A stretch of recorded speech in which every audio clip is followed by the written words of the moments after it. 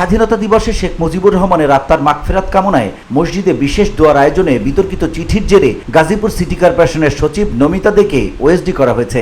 যদিও ছড়িয়ে পড়া চিঠিটিকে ভুয়া বলে দাবি করেছেন অভিযুক্ত ওই সচিব। মঙ্গলবার জনপ্রশাসন মন্ত্রণালয়ের যুগ্ম সচিব আবুল হায়াত মোহাম্মদ রফিক স্বাক্ষরিত এক প্রজ্ঞাপনে তাকে বিশেষ ভারপ্রাপ্ত কর্মকর্তা হিসেবে জনপ্রশাসন মন্ত্রণালয়ে ন্যস্ত করা হয়েছে। জানা গেছে, গত 20 মার্চ গাজীপুর সিটি কর্পোরেশনের সচিব নমিতা দে স্বাক্ষরিত এক চিঠিতে জেলার মসজিদে স্বাধীনতা দিবসে শেখ মুজিবুর রহমানের আত্মার মাগফিরাত কামনায় বিশেষ দোয়া আয়োজনের অনুরোধ জানানো হয়। ওই চিঠি প্রকাশের পর সমালোচনা শুরু হয়।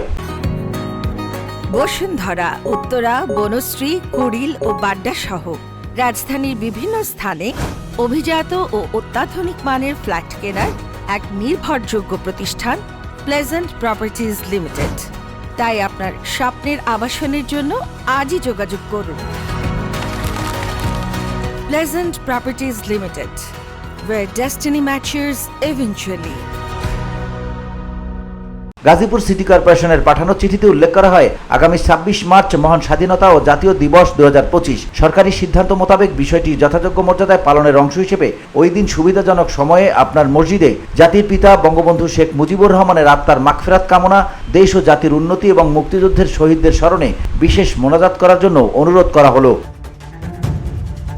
এ বিষয়ে সিটি কর্পোরেশনের সচিব নমিতা দে দাবি করেন, যে চিঠিটি ছড়িয়ে পড়েছে তা আমার নয়। আমি যে চিঠি দিয়েছি সেখানে বলা হয়েছে সরকারি সিদ্ধান্ত মোতাবেক 26 মার্চ মহান স্বাধীনতা ও জাতীয় দিবস যথাযোগ্য মর্যাদায় পালনের অংশ হিসেবে ওই দিন সুবিধাজনক সময়ে আপনার মসজিদে দেশ ও জাতির উন্নতি এবং মুক্তিযুদ্ধের শহীদদের স্মরণে বিশেষ মোনাজাত করার জন্য অনুরোধ করা হলো। VOD Bangla news desk.